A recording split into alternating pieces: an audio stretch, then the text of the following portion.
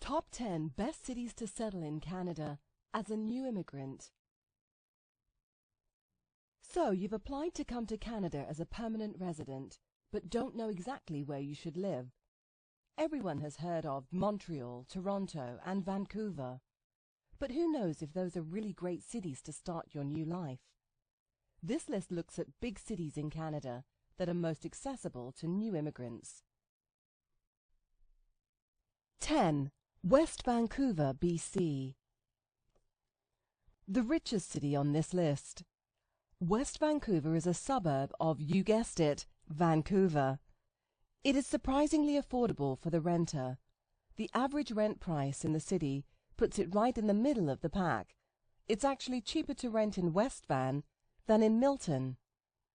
The unemployment is relatively low. Well over a third of the population are immigrants. And it of course features the warmer temperatures that the Vancouver area is known for.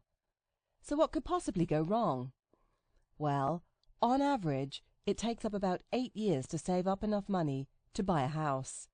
So if you're thinking of starting out in West Vancouver, be sure to check out the rest of the list to find out where to move once you've made some money in Canada.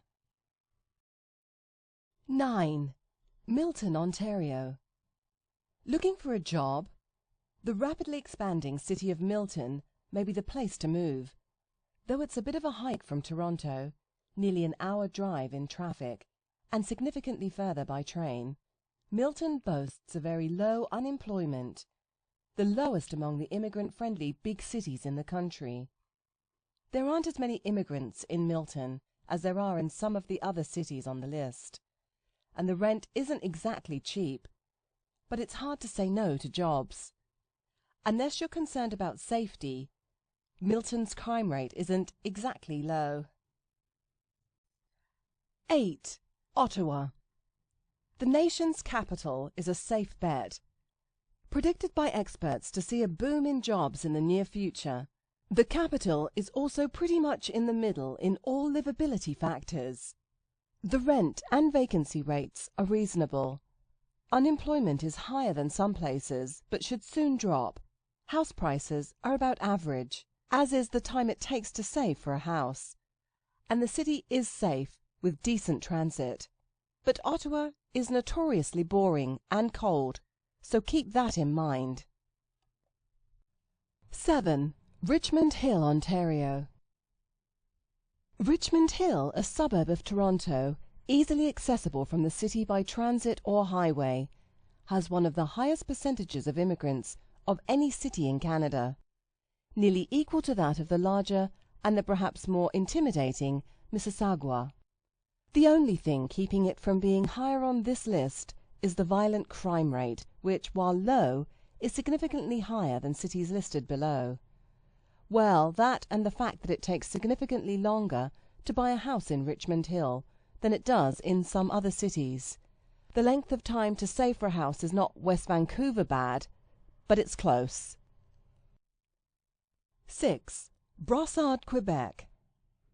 Looking for a cheap apartment? Well, the immigrant-friendly Montreal suburb of Brossard has them in droves. The vacancy rate is reasonably high, and the rent is way lower than any suburb of Toronto or Vancouver.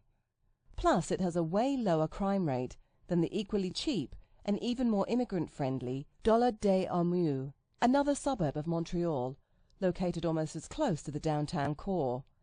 Sure, you have to cross the notoriously traffic-jammed Pont Champlain to get from Brossard to Montreal, but Dollard just isn't as safe.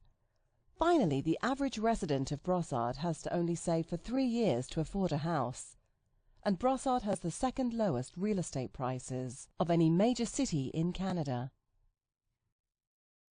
5. Mississauga, Ontario.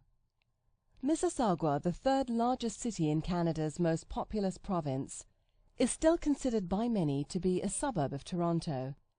That's because it's only a 20-minute drive from the downtown and a short trip by transit.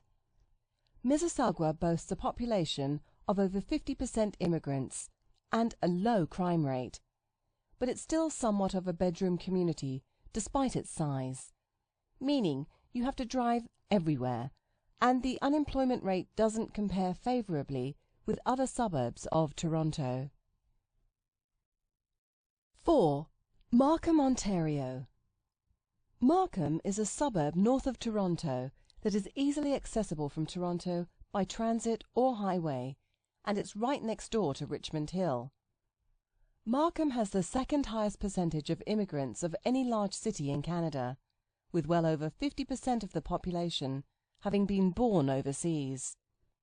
The city boasts a high apartment vacancy rate, and the rent is comparable to the other suburbs of Toronto.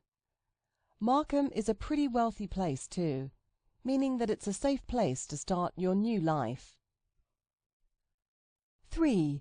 Burlington, Ontario. If you're looking for an apartment, Burlington is the city to check out. Though it's now considered one of the richest in Canada, the city boasts an apartment vacancy rate and low average rent equivalent to the much less clean, a much less appealing, a much less rich city of Hamilton, located next door. Plus, Burlington is closer to Toronto than Hamilton and has lower unemployment. It's also safer than Richmond Hill, and Hamilton too, obviously, and it takes about half as much time to save to buy a house in Burlington as it does in Richmond Hill.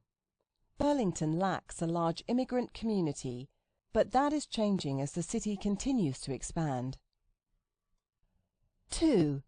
Calgary, Alberta. Calgary has recently gained a reputation for being an expensive place to live, but the numbers say otherwise. Compared to other large immigrant-friendly cities in Canada, Calgary's rent is relatively reasonable. Moreover, there are jobs aplenty, as the unemployment rate is quite low. The high wages mean that you can afford to buy a house sooner than in any other major city in Canada, despite the fairly high real estate prices. Living in the city also means that you can save on gas and use transit. The problem? The apartments go very, very fast. 1. Richmond, British Columbia.